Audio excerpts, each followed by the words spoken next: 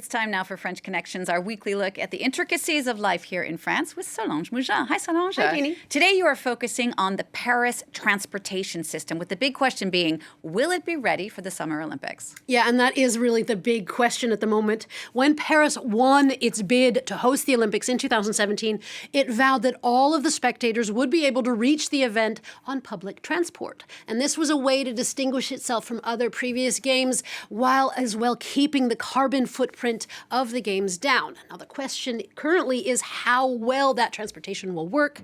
Now, another promise that is likely to be kept is the Line 14. Automated, it doesn't run the risk of ill or even striking drivers. And the transportation minister, well, he's vowed that the extended line will be ready on time.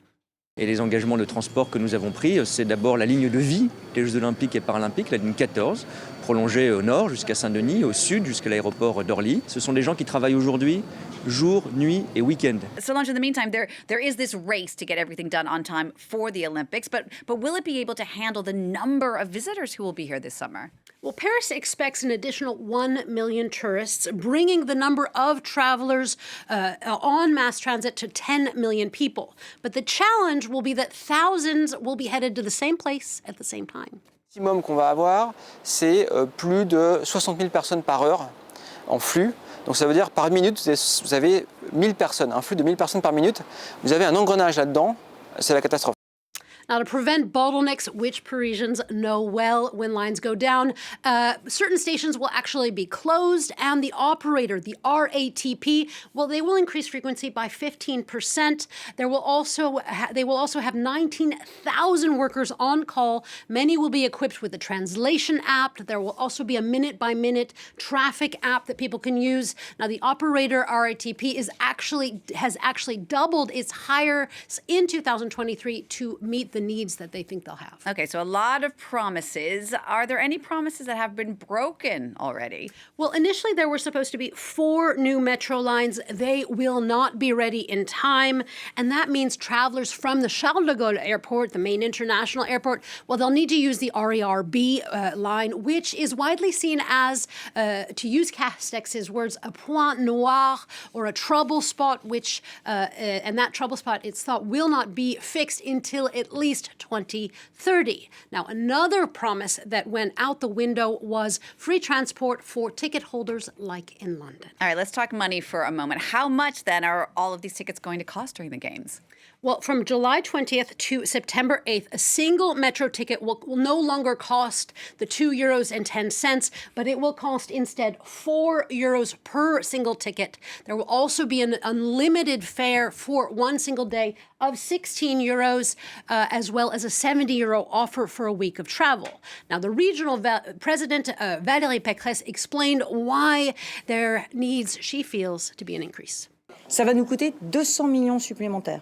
Eh bien, j'ai divisé ces 200 millions par le nombre de visiteurs que nous attendons. Et c'est comme ça qu'on a trouvé le juste prix. But for a lot of Parisians and tourists as well, these temporary fare hikes, well, they seem unfair. Some are even stocking up already on cheaper tickets. Charger dessus 3 lots de 10 tickets. Et c'est ce que je vais faire à peu près tous les mois pour être sûr d'avoir des tickets en avance.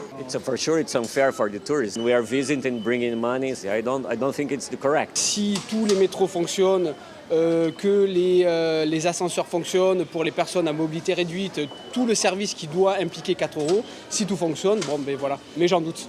Solange, there's been a lot of political bickering about the city's readiness, the transport system's readiness, with a lot of disagreement about whether or not it'll actually be good to go.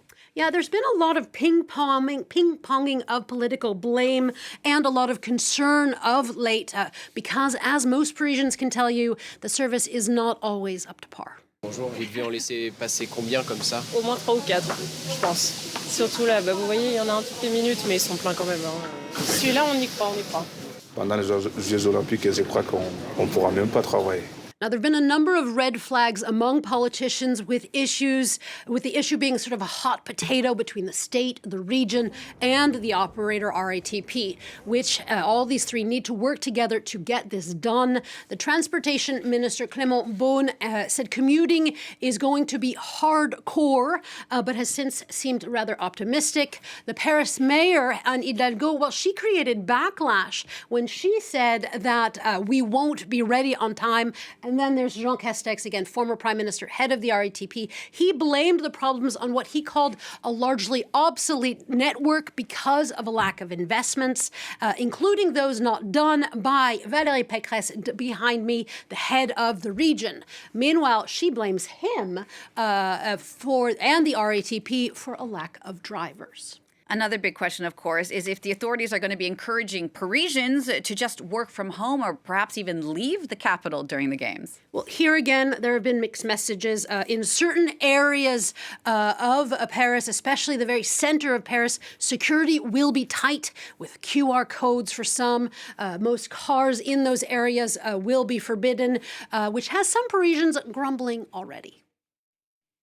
Déjà dans Paris actuellement c'est difficile, donc avec les JO ça va être vraiment plus difficile. It is safe to say that it will not be métro boulot dodo as usual, and this is our expression du jour, referring to the daily grind of commuting, working, and then sleeping.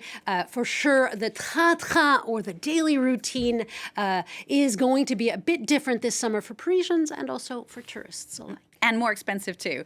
Solange, we've talked a lot about the challenges. Let's end on a positive note. Is there one? There is. First, Paris's metro system, well, it's actually pretty good.